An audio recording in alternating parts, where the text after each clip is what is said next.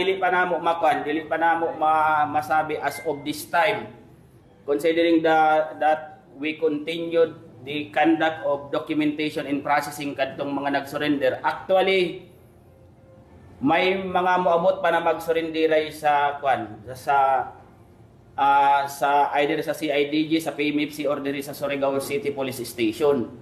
So mao gani yan na tag-encourage namo na as much as possible habang sadyo pa pag-surrender gayud ka mo kasi anyway you can invoke naman dun sa kan during the preliminary investigation dun sa City Prosecutor's Office na ikaw tag-ilad ka sab ng kwan kasi kung tag-ilad ka wala man ang criminal intent, basically malusutan nila kung tinuod na tag-ilad sila.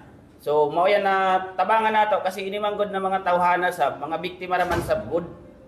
So unang raman even adto na kwan kung tan-awon nyo even kadtong educational attainments sila makita nyo gayud ng video ubos siya dili man sa nagdiskrimita pero ubos gayud ang kanya madali gayud sila na makuan madali sila na ma-exploit kanina mga tawhana.